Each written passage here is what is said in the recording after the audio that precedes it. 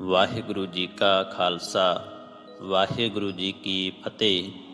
ਘਾਲ ਖਾਏ ਕਿਸ ਹੱਥੋਂ ਦੇ, ਨਾਨਕ ਰਾਹ ਪਛਾਣੇ ਸੇ ਦੇ ਪਵਿੱਤਰ ਵਾਕ ਰਾਹੀਂ ਗੁਰੂ ਨਾਨਕ ਸਾਹਿਬ ਜੀ ਨੇ ਕਰੜੀ ਮਿਹਨਤ ਤੇ ਰੱਬੀ ਪਿਆਰ ਦਾ ਸੰਦੇਸ਼ ਬਖਸ਼ਿਆ। ਆਪ ਜੀ ਦੇ ਤਿੰਨ ਮੁੱਢਲੇ ਸੁਨਹਿਰੀ ਉਪਦੇਸ਼ ਸਨ: ਕਿਰਤ ਕਰੋ, ਨਾਮ ਜਪੋ ਤੇ ਵੰਡ ਛਕੋ। ਜਿੱਥੇ ਆਮ ਲੋਕਾਂ ਉੱਤੇ ਗੁਰੂ ਸਾਹਿਬ ਦਾ ਪ੍ਰਭਾਵ ਪਿਆ ਸੀ, ਉੱਥੇ ਰਾਏ ਬੁਲਾਰ ਨੇ ਵੀ ਗੁਰੂ ਸਾਹਿਬ ਜੀ ਦੀ ਸ਼ਖਸੀਅਤ ਦਾ ਪ੍ਰਭਾਵ ਕਬੂਲ ਕੀਤਾ। ਰਾਏ ਬੁਲਾਰ 10 ਪਿੰਡਾਂ ਦਾ ਮਾਲਕ ਸੀ।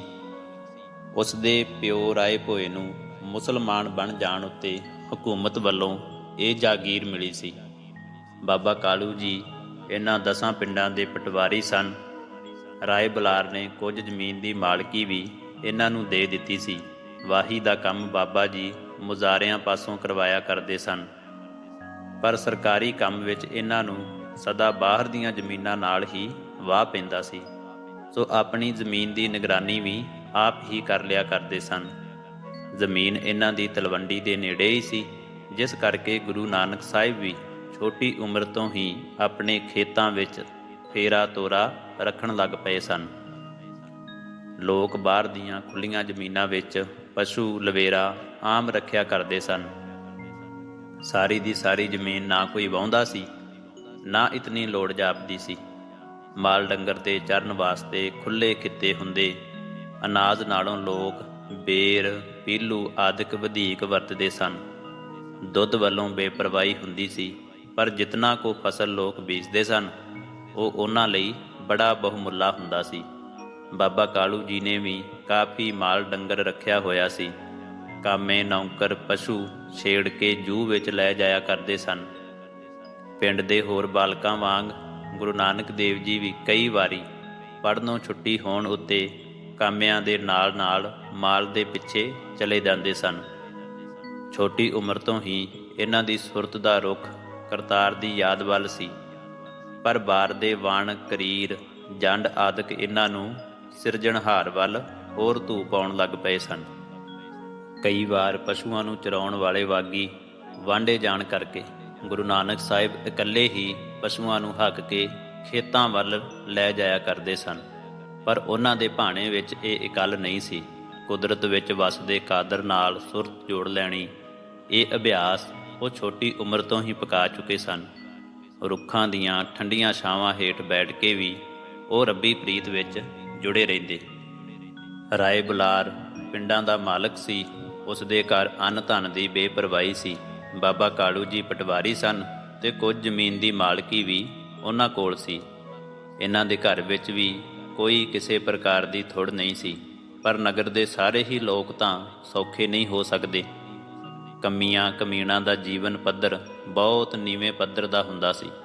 ਗਰੀਬਾਂ ਦੇ ਬੱਚੇ ਆਮ ਤੌਰ ਉੱਤੇ ਸਾਰਾ ਦਿਨ ਡੰਗਰ ਚਾਰਨ ਉੱਤੇ ਰਹਿੰਦੇ ਸਨ।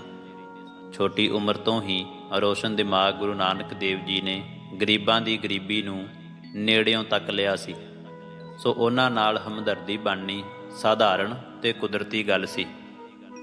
ਆਪਣੀ ਜ਼ਮੀਨ ਉੱਤੇ ਅਨੇਕਾਂ ਵਾਰੀ ਜਾਂਦੇ ਰਹਿਣ ਦੇ ਕਾਰਨ ਤੀਖਣ ਬੁੱਧ ਗੁਰੂ ਨਾਨਕ ਦੇਵ ਜੀ ਨੇ ਗਰੀਬ ਮੁਜ਼ਾਰਿਆਂ ਦਾ ਰੋਜ਼ਾਨਾ ਜੀਵਨ ਚੰਗੀ ਤਰ੍ਹਾਂ ਵੇਖ ਪਰਖ ਲਿਆ ਸੀ। ਸਵੇਰ ਤੋਂ ਸ਼ਾਮ ਤੱਕ ਉਹਨਾਂ ਨੇ ਮਿੱਟੀ ਦੇ ਨਾਲ ਮਿੱਟੀ ਹੋਏ ਰਹਿਣਾ, ਪਰ ਜਦੋਂ ਮਿਹਨਤ ਦਾ ਫਲ ਮਿਲਣ ਦਾ ਵੇਲਾ ਆਉਣਾ ਤਾਂ ਬਹੁਤੀ ਕਮਾਈ ਜ਼ਮੀਨ ਦੇ ਮਾਲਕ ਦੇ ਘਰ ਪਹੁੰਚ ਜਾਣੀ। ਇਸ ਵੰਡ ਦਾ ਅਸਰ ਵੀ ਬਾਲ ਉਮਰੇ ਹੀ ਸਤਿਗੁਰੂ ਜੀ ਉੱਤੇ ਪੈਂਦਾ ਰਿਹਾ। ਕਿਸਾਨਾਂ ਦੀ ਹੱਡ ਭੰਨ ਮਿਹਨਤ ਵਾਸਤੇ ਉਹਨਾਂ ਦੇ ਦਿਲ ਵਿੱਚ ਡੂੰਘੀ ਕਦਰ ਬਣ ਗਈ ਸੀ। ਗੁਰੂ ਸਾਹਿਬ ਕਿਹਾ ਕਰਦੇ ਸੀ, ਖਾਲਿਕ ਦੀ ਬੰਦਗੀ ਤੇ ਖਲਕਤ ਨਾਲ ਪਿਆਰ ਸਭ ਤੋਂ ਉੱਚੀ ਕਰਾਮਾਤ ਹੈ। ਦੁਨੀਆ ਦੀਆਂ ਰਿੱਧੀਆਂ ਸਿੱਧੀਆਂ ਇਸ ਦੇ ਪੈਰ ਪਈਆਂ ਚੁੰਮਦੀਆਂ ਹਨ। ਗੁਰੂ ਨਾਨਕ ਸਾਹਿਬ ਜੀ ਦੀ ਕੁੜਮਾਈ ਵੈਸਾਖ ਵਦੀ 1 ਸੰਮਤ 1542 ਨੂੰ ਹੋਈ। ਸੂਰਜ ਦੇ ਹਿਸਾਬ ਵੈਸਾਖ ਦੀ 5 ਤਰੀਕ ਸੀ। ਉਸ ਵੇਲੇ ਉਹਨਾਂ ਦੀ ਉਮਰ 16 ਸਾਲਾਂ ਦੀ ਸੀ। ਨਗਰ ਬਟਾਲੇ ਦੇ ਰਹਿਣ ਵਾਲੇ ਮੂਲ ਚੰਦ ਜੀ ਨੇ ਆਪਣੀ ਲੜਕੀ ਸੁਲੱਖਣੀ ਜੀ ਦਾ ਸਾਕ ਦਿੱਤਾ। ਇਹ ਸਾਕ ਗੁਰੂ ਨਾਨਕ ਦੇਵ ਜੀ ਦੇ ਭਣਵੱਈਏ ਭਾਈ ਜੈ ਰਾਮ ਜੀ ਦੀ ਰਾਹੀਂ ਹੋਇਆ ਸੀ। ਬਾਬਾ ਮੂਲ ਚੰਦ ਜੀ ਪਿੰਡ ਪੱਖੋ ਕੇ ਰੰਧਾਵੇ ਦੇ ਪਟਵਾਰੀ ਸਨ। ਪੱਖੋ ਕੇ ਜ਼ਿਲ੍ਹਾ ਗੁਰਦਾਸਪੁਰ ਵਿੱਚ ਰਾਵੀ ਤੋਂ ਪਾਰਲੇ ਪਾਸੇ ਹੁਣ ਪਾਕਿਸਤਾਨ ਵਿੱਚ ਡੇਹਰਾ ਬਾਬਾ ਨਾਨਕ ਤੋਂ 5 ਮੀਲ ਦੀ ਵਿੱਥ ਉੱਤੇ ਪੈਂਦਾ ਹੈ। ਭਾਈ ਜੈ ਰਾਮ ਜੀ ਖਾਨਪੁਰ ਦੇ ਰਹਿਣ ਵਾਲੇ ਉੱਪਲ ਖੱਤਰੀ ਸਨ ਅਤੇ ਨਵਾਬ ਦੌਲਤ ਖਾਨ ਲੋਧੀ ਪਾਸ ਮਾਲ ਦੇ ਮਹਿਕਮੇ ਵਿੱਚ ਅਹਿਲਕਾਰ ਸਨ। ਬਾਬਾ ਕਾਲੂ ਜੀ ਤਲਵੰਡੀ ਦੇ ਪਟਵਾਰੀ ਸਨ। ਕਈ ਵਾਰੀ ਭਾਈ ਜੈ ਰਾਮ ਜੀ ਨੂੰ ਆਪਣੇ ਮਹਿਕਮੇ ਦੇ ਕੰਮ ਤਲਵੰਡੀ ਜਾਣਾ ਪੈਂਦਾ ਸੀ। ਇੱਕੋ ਮਹਿਕਮੇ ਦੇ ਹੋਣ ਕਰਕੇ ਦੋਹਾਂ ਦੀ ਸਾਂਝ ਬਣਦੀ ਗਈ ਤੇ ਆਖਰ ਬਾਬਾ ਕਲਿਆਣ ਦਾਸ ਜੀ ਨੇ ਆਪਣੀ ਲੜਕੀ ਨਾਨਕੀ ਦੀ ਸ਼ਾਦੀ ਉਹਨਾਂ ਨਾਲ ਕਰ ਦਿੱਤੀ। ਭਾਈ ਜੈ ਰਾਮ ਜੀ ਨੂੰ ਬਟਾਲੇ ਵੱਲ ਵੀ ਜਾਣਾ ਪੈਂਦਾ ਸੀ। ਬਾਬਾ ਮੂਲਚੰਦ ਜੀ ਨਾਲ ਸਾਂਝ ਬਣਨ ਉੱਤੇ ਉਹਨਾਂ ਨੇ ਗੁਰੂ ਨਾਨਕ ਦੇਵ ਜੀ ਲਈ ਸਾਕ ਦਾ ਪ੍ਰਬੰਧ ਕਰ ਦਿੱਤਾ। ਗੁਰੂ ਨਾਨਕ ਦੇਵ ਜੀ ਦਾ ਵਿਆਹ 24 ਜੇਠ 1544 ਨੂੰ ਹੋਇਆ। ਸੰਨ 1487 ਮਈ ਦੀ ਤਕਰੀਬਨ 21 ਤਰੀਕ ਸੀ। ਉਸ ਵੇਲੇ ਉਹਨਾਂ ਦੀ ਉਮਰ 18 ਸਾਲਾਂ ਦੀ ਹੋ ਚੁੱਕੀ ਸੀ। ਜੰਝ ਬਟਾਲੇ ਗਈ ਸੀ। ਬਟਾਲਾ ਅੰਮ੍ਰਿਤਸਰੋਂ ਪਠਾਨਕੋਟ ਨੂੰ ਜਾਣ ਵਾਲੀ ਰੇਲਵੇ ਲਾਈਨ ਉੱਤੇ ਪ੍ਰਸਿੱਧ ਸਟੇਸ਼ਨ ਹੈ। ਜਿੱਥੇ ਜੰਝ ਨੇ ਡੇਰਾ ਕੀਤਾ ਸੀ ਉੱਥੇ ਅਜੇ ਵੀ ਉਸ ਵੇਲੇ ਦੀ ਕੱਚੀ ਕੰਧ ਦਾ ਨਮੂਨਾ ਸੰਭਾਲਿਆ ਹੋਇਆ ਹੈ। ਉੱਥੇ ਹਰ ਸਾਲ ਭਾਦਰੋਂ ਸੁਦੀ 7 ਨੂੰ ਮੇਲਾ ਲੱਗਦਾ ਹੈ, ਜਿੱਥੇ ਗੁਰੂ ਸਾਹਿਬ ਦਾ ਸੰਬੰਧ ਨਗਰ ਦੇ ਹਰੇਕ ਇਨਸਾਨ ਨਾਲ ਬਣਿਆ ਹੋਇਆ ਸੀ। ਉੱਥੇ ਉਹਨਾਂ ਦੀ ਗਹਿਰੀ ਮਿੱਤਰਤਾ ਭਾਈ ਮਰਦਾਨਾ ਜੀ ਨਾਲ ਵੀ ਬਣ ਗਈ। ਭਾਈ ਮਰਦਾਨਾ ਚੌਬੜ ਜਾਤ ਦੇ ਮਿਰਾਸੀ ਮੀਰ ਬਾਦਰੇ ਦਾ ਪੁੱਤਰ ਸੀ। ਇਸ ਦਾ ਜਨਮ ਤਲਵੰਡੀ ਵਿੱਚ ਫੱਗਣ ਸੰਮਤ 1516 ਨੂੰ ਹੋਇਆ। ਭਾਈ ਮਰਦਾਨਾ ਜੀ ਗੁਰੂ ਸਾਹਿਬ ਨਾਲੋਂ ਉਮਰ ਵਿੱਚ 9 ਸਾਲ ਤੇ 2 ਮਹੀਨੇ ਵੱਡੇ ਸਨ। ਮਰਦਾਨੇ ਨੂੰ ਰਾਗ ਦਾ ਬੜਾ ਸ਼ੌਂਕ ਸੀ। ਮਿਰਾਸੀਆਂ ਦਿਆਂ ਬੱਚਿਆਂ ਨੂੰ ਰਾਗ ਦੀ ਗੁੜਤੀ ਵੀ ਘਰੋਂ ਹੀ ਮਿਲ ਜਾਂਦੀ ਹੈ। ਇਸ ਦਾ ਪਿਆਰਾ ਤੰਤੀ ਸਾਜ਼ ਰਬਾਬ ਸੀ। ਰਾਗ ਦੀ ਬਰਕਤ ਕਰਕੇ ਹੀ ਮਰਦਾਨੇ ਨੂੰ ਗੁਰੂ ਨਾਨਕ ਦੇਵ ਜੀ ਦੀ ਸੰਗਤ ਦਾ ਸੁਭਾਗ ਮਿਲਿਆ। ਇਸ ਦਾ ਨਾਮ ਸਤਿਗੁਰ ਜੀ ਦੇ ਨਾਮ ਨਾਲ ਅਟੁੱਟ ਤੌਰ ਉੱਤੇ ਜੁੜ ਗਿਆ ਸੀ। ਗੁਰੂ ਨਾਨਕ ਦੇਵ ਜੀ ਦੇ ਪਿਤਾ ਰਾਏ ਬੁਲਾਰ ਦੇ 10 ਪਿੰਡਾਂ ਦੇ ਪਟਵਾਰੀ ਸਨ। ਇਸ ਲਈ ਮਰਦਾਨੇ ਦੇ ਪਿਤਾ ਬਾਦਰੇ ਦਾ ਬਾਬਾ ਕਲਿਆਣ ਦਾਸ ਜੀ ਪਾਸ ਨਿਤ ਆਉਂਦੇ ਜਾਂਦੇ ਰਹਿਣਾ ਕੁਦਰਤੀ ਗੱਲ ਸੀ। ਇਸ ਘਰੋਂ ਉਸ ਦੀਆਂ ਸੈਂਕੜੇ ਲੋੜਾਂ ਪੂਰੀਆਂ ਹੋਣ ਦੀ ਸੰਭਾਵਨਾ ਸੀ। ਪਿਓ ਦੇ ਸਬੱਬ ਮਰਦਾਨੇ ਦਾ ਵੀ ਸਬੰਧ ਬਣ ਗਿਆ। ਬਾਬਾ ਕਲਿਆਣ ਦਾਸ ਜੀ ਆਪਣੀ ਭੋਇੰ ਦੀ ਮਾਲਕੀ ਸੀ। ਮਿਰਾਸੀ ਦੀ ਆਜੀਵਕਾ ਹੀ ਇਸੇ ਗੱਲ ਵਿੱਚ ਹੁੰਦੀ ਸੀ ਕਿ ਉਹ ਹਰੇਕ ਕਿਸਾਨ ਜਾਂ ਮਾਲਕ ਦੇ ਵੱਟ ਬੰਨੇ ਉੱਤੇ ਜਾ ਕੇ ਸਦਾ ਪੀਰਾਂ ਦੀ ਰੱਖ, ਅੱਲਾ ਦੀ ਰੱਖ ਆਖਦਾ ਰਹੇ। ਇਹੀ ਕਿੱਤਾ ਬਾਦਰੇ ਦਾ ਹੋ ਸਕਦਾ ਸੀ ਤੇ ਬਾਦਰੇ ਦੇ ਨਾਲ ਉਸ ਦੇ ਪੁੱਤਰ ਮਰਦਾਨੇ ਦਾ ਵੀ। ਪਰ ਉਸ ਦੇ ਗੁਣ ਦੀ ਕਦਰ ਕਰਨ ਵਾਲੇ ਗੁਰੂ ਨਾਨਕ ਸਾਹਿਬ ਜੀ ਨੇ ਉਸ ਨੂੰ ਆਪਣਾ ਬਣਾ ਲਿਆ ਸੀ। ਉਸ ਨੂੰ ਭਾਈ ਕਹਿ ਕੇ ਗਲ ਨਾਲ ਲਾਉਣਾ ਆਮ ਗੱਲ ਸੀ। ਗੁਰੂ ਨਾਨਕ ਦੇਵ ਜੀ ਦੀ ਉਮਰ ਵਿਆਹ ਵੇਲੇ 18 ਸਾਲ ਦੀ ਸੀ। ਮਰਦਾਨਾ ਜੀ ਉਸ ਵੇਲੇ 47 ਸਾਲਾਂ ਦੇ ਹੋ ਗਏ ਸਨ। ਰਾਗ ਦੀ ਬਹੁਤੀ ਵਰਤੋਂ ਵਿਆਹਾਂ ਦੇ ਸਮੇਂ ਹੀ ਹੁੰਦੀ ਹੈ। ਮਿਰਾਸੀ ਨੇ ਉਂਝ ਵੀ ਜੰਨੇ ਜਾਣਾ ਹੀ ਹੁੰਦਾ ਹੈ। ਸੋ ਇਹ ਆਖਣਾ ਅਸਲੀਅਤ ਤੋਂ ਦੂਰ ਨਹੀਂ ਹੋਵੇਗਾ ਕਿ ਜੇਠ ਸੰਮਤ 1544 ਮਈ ਸੰਨ 1487 ਤੋਂ ਗੁਰੂ ਨਾਨਕ ਦੇਵ ਜੀ ਅਤੇ ਮਰਦਾਨੇ ਦੀ ਡੂੰਘੀ ਸਾਂਝ ਬਣ ਗਈ ਸੀ। ਰਾਗ ਦੇ ਕਦਰ ਸ਼ਨਾਸ ਸਤਿਗੁਰੂ ਸੰਗਤ ਵਿੱਚ ਰਹਿ ਕੇ ਭਾਈ ਮਰਦਾਨਾ ਇਸ ਗੁਣ ਵਿੱਚ ਦਿਨੋਂ ਦਿਨ ਵਧੀਕ ਤਾਕ ਹੁੰਦਾ ਗਿਆ। ਗੁਰੂ ਨਾਨਕ ਸਾਹਿਬ ਜੀ ਦਾ ਜੀਵਨ ਓਪਰੀ ਨਜ਼ਰੇ ਪੜ੍ਹਨ ਨਾਲ ਵੀ ਇਹ ਦਿਸ ਪੈਂਦਾ ਹੈ ਕਿ ਭਾਈ ਮਰਦਾਨੇ ਤੋਂ ਛੁੱਟ ਕਿਸੇ ਵੀ ਹੋਰ ਮਨੁੱਖ ਨੂੰ ਇਤਨੇ ਲੰਮੇ ਸਮੇਂ ਲਈ ਸਤਿਗੁਰ ਜੀ ਦੇ ਨਾਲ ਰਹਿਣ ਦਾ ਸੁਭਾਗ ਨਸੀਬ ਨਹੀਂ ਹੋਇਆ। ਭਾਈ ਮਰਦਾਨੇ ਦਾ ਦੇਹਾਂਤ 13 ਮੱਘਰ ਸੰਮਤ 1591 ਨੂੰ ਹੋਇਆ ਸੀ। ਉਸ ਵੇਲੇ ਵੀ ਗੁਰੂ ਨਾਨਕ ਦੇਵ ਜੀ ਭਾਈ ਮਰਦਾਨਾ ਜੀ ਦੇ ਪਾਸ ਮੌਜੂਦ ਸਨ। ਕਰਤਾਰਪੁਰ ਸਾਹਿਬ ਵਿਖੇ ਸਤਿਗੁਰ ਜੀ ਦੇ ਆਪਣੇ ਜੋਤੀ ਜੋਤ ਸਮਾਉਣ ਤੋਂ 5 ਸਾਲ ਪਹਿਲਾਂ ਤੱਕ ਤਕਰੀਬਨ 47 ਸਾਲ ਭਾਈ ਮਰਦਾਨਾ ਗੁਰੂ ਨਾਨਕ ਦੇਵ ਜੀ ਦਾ ਸਾਥੀ ਰਿਹਾ। ਭਾਈ ਮਰਦਾਨਾ ਜੀ ਦੇ ਨਾਲ ਗੁਰੂ ਨਾਨਕ ਸਾਹਿਬ ਦੀ ਮਿੱਤਰਤਾ ਤਾਂ ਬਚਪਨ ਤੋਂ ਹੀ ਸੀ, ਪਰ ਕੀਰਤਨ ਕਰਕੇ ਇਹ ਸਾਂਝ ਹੋਰ ਡੂੰਘੀ ਹੁੰਦੀ ਗਈ। ਘੱਟ ਤੋਂ ਘੱਟ 47 ਸਾਲ ਮਰਦਾਨਾ ਜੀ ਨੇ ਗੁਰੂ ਨਾਨਕ ਦੇਵ ਜੀ ਦੀ ਬਾਣੀ ਹਰ ਰੋਜ਼ ਸੁਣੀ ਤੇ ਗਾਈ। ਇਹ ਬੜੀ ਸਾਧਾਰਨ ਗੱਲ ਸੀ, ਕਿ ਮਰਦਾਨਾ ਜੀ ਤਨੋ ਮਨੋ ਸਤਿਗੁਰ ਜੀ ਦਾ ਸ਼ਰਧਾਲੂ ਬਣ ਗਿਆ ਸੀ। ਇਹੀ ਕਾਰਨ ਹੈ ਕਿ ਸਿੱਖ ਪੰਥ ਵਿੱਚ ਉਸ ਨੂੰ ਭਾਈ ਦੀ ਪਦਵੀ ਮਿਲੀ ਹੈ। ਰਬਾਬ ਵਜਾਉਣ ਕਰਕੇ ਮਰਦਾਨਾ ਰਬਾਬੀ ਅਖਵਾਇਆ, ਜਿਸ ਦਾ ਜ਼ਿਕਰ ਭਾਈ ਗੁਰਦਾਸ ਜੀ ਕਰਦਿਆਂ ਕਹਿੰਦੇ ਹਨ, ਇੱਕ ਬਾਬਾ ਅਕਾਲ ਰੂਪ, ਦੂਜਾ ਰਬਾਬੀ ਮਰਦਾਨਾ। ਉਸ ਤੋਂ ਪਿੱਛੋਂ ਉਸ ਦੀ ਕੁਲ ਦੇ ਲੋਕ ਜੋ ਗੁਰੂ ਘਰ ਵਿੱਚ ਕੀਰਤਨ ਕਰਦੇ ਰਹੇ, ਰਬਾਬੀ ਹੀ ਅਖਵਾਉਂਦੇ ਰਹੇ। ਭਾਈ ਮਰਦਾਨੇ ਦੀ ਕੁੱਲ ਉਮਰ ਪੌਣੇ 75 ਸਾਲਾਂ ਦੀ ਸੀ। ਗੁਰੂ ਗ੍ਰੰਥ ਸਾਹਿਬ ਵਿੱਚ ਵਰਤੇ ਰਾਗਾਂ ਵੱਲ ਧਿਆਨ ਕੀਤਿਆਂ ਸਪਸ਼ਟ ਹੁੰਦਾ ਹੈ ਕਿ 31 ਰਾਗਾਂ ਵਿੱਚੋਂ ਸਤਿਗੁਰੂ ਨਾਨਕ ਦੇਵ ਜੀ ਨੇ 19 ਰਾਗਾਂ ਦੀ ਵਰਤੋਂ ਕੀਤੀ, ਭਾਵ ਸਤਿਗੁਰ ਜੀ ਨੇ 19 ਰਾਗ ਗਾਏ ਸਨ।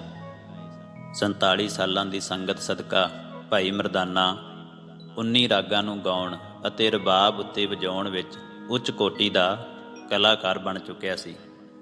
ਗੁਰੂ ਨਾਨਕ ਸਾਹਿਬ ਜੀ ਨੇ ਆਪਣੀ ਬਾਣੀ ਆਸਾ, ਭੈਰੋ, ਪ੍ਰਭਾਤੀ, ਸੂਹੀ, ਬਿਲਾਵਲ, ਰਾਮਕਲੀ, ਤੁਖਾਰੀ, ਗੂਜਰੀ, ਸਾਰੰਗ, ਸ੍ਰੀ ਰਾਗ, ਗੌੜੀ, ਧਨਾਸਰੀ, ਤਿਲੰਗ, ਮਾਰੂ, ਵਡਹੰਸ, ਸੋਰਠ, ਮਲਾਰ, ਬਸੰਤ ਅਤੇ ਕਾਨੜਾ ਰਾਗ ਵਿੱਚ ਉਚਾਰਨ ਕੀਤੀ ਹੈ। ਗੁਰੂ ਨਾਨਕ ਦੇਵ ਜੀ ਅਤੇ ਭਾਈ ਮਰਦਾਨਾ ਜੀ ਦੀ ਡੂੰਘੀ ਸਾਂਝ ਦਾ ਸਭ ਤੋਂ ਵੱਡਾ ਕਾਰਨ ਕੀਰਤਨ ਨਾਲ ਇਸ਼ਕ ਕਰਨਾ ਅਤੇ ਭਾਈ ਮਰਦਾਨਾ ਜੀ ਦਾ ਰਾਗਾਂ ਵਿੱਚ ਪ੍ਰਵੀਨ ਹੋਣਾ ਸੀ। ਗੁਰੂ ਗ੍ਰੰਥ ਸਾਹਿਬ ਜੀ ਦੇ ਵਿੱਚ ਗੁਰੂ ਨਾਨਕ ਸਾਹਿਬ ਜੀ ਦੁਆਰਾ ਵਰਤੇ ਰਾਗਾਂ ਵਿੱਚੋਂ ਸਭ ਤੋਂ ਵਧੇਕ ਗਿਣਤੀ ਉਹਨਾਂ ਰਾਗਾਂ ਦੀ ਹੈ ਜੋ ਅੰਮ੍ਰਿਤ ਵੇਲੇ ਤੋਂ ਲੈ ਕੇ ਪਹਿਰ ਦਿਨ ਚੜ੍ਹੇ ਤੱਕ ਗਾਏ ਜਾਂਦੇ ਸਨ। ਉਹ ਰਾਗ ਹਨ ਆਸਾ, ਭੈਰੋ, ਪ੍ਰਭਾਤੀ, ਸੂਹੀ, ਬਿਲਾਵਲ, ਰਾਮਕਲੀ, ਤੁਖਾਰੀ ਅਤੇ ਗੂਜਰੀ।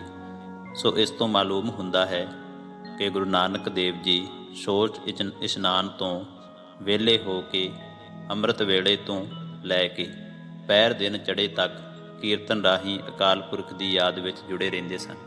ਗੁਰੂ ਨਾਨਕ ਦੇਵ ਜੀ ਦੀ ਬਾਣੀ ਅੰਦਰ ਸ੍ਰੀ ਰਾਗ, ਗੌੜੀ, ਧਨਾਸਰੀ, ਤਿਲੰਗ ਅਤੇ ਮਾਰੂ ਰਾਗ ਦਿਨ ਦੇ ਤੀਜੇ ਅਤੇ ਚੌਥੇ ਪਹਿਰ ਨੂੰ ਗਾਏ ਜਾਣ ਵਾਲੇ ਰਾਗ ਹਨ।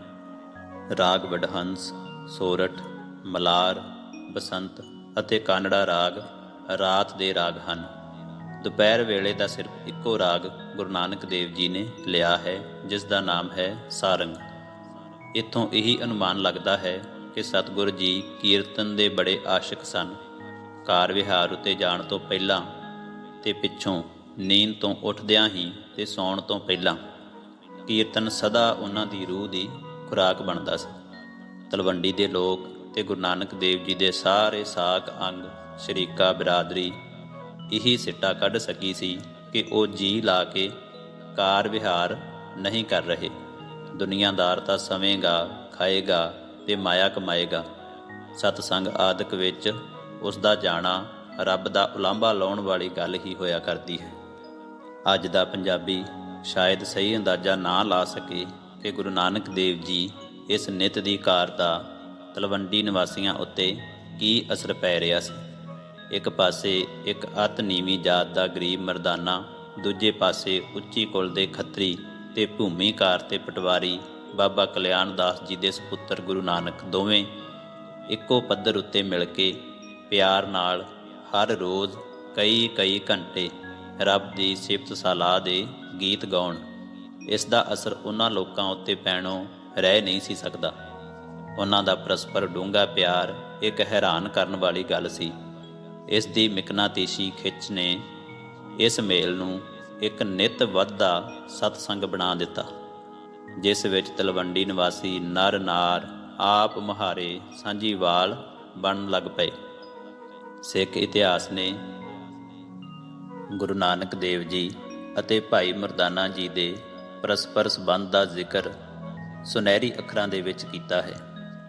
ਜਿਨ੍ਹਾਂ ਗਰੀਬ ਗੁਰਬਿਆਂ ਨਾਲ ਉੱਚ ਜਾਤੀਏ ਲੋਕ ਬੋਲਣਾ ਤੱਕ ਵੀ ਪਸੰਦ ਨਹੀਂ ਸਨ ਕਰਦੇ, ਗੁਰੂ ਨਾਨਕ ਸਾਹਿਬ ਜੀ ਨੇ ਉਹਨਾਂ ਨੂੰ ਆਪਣੇ ਕਲਾਵੇ ਵਿੱਚ ਲੈ ਲਿਆ ਅਤੇ ਆਖਿਆ, ਨੀਚਾਂ ਅੰਦਰ ਨੀਚ ਜਾਤ, ਨੀਚੀ ਹੂੰ ਅਤ ਨੀਚ, ਨਾਨਕ ਤਿਨ ਕੈ ਸੰਗ ਸਾਥ, ਵੱਡਿਆਂ ਸਿਉ ਕਿਆ ਰੀਸ। ਵਾਹਿਗੁਰੂ ਜੀ ਕਾ ਖਾਲਸਾ, ਵਾਹਿਗੁਰੂ ਜੀ ਕੀ ਫਤਿਹ।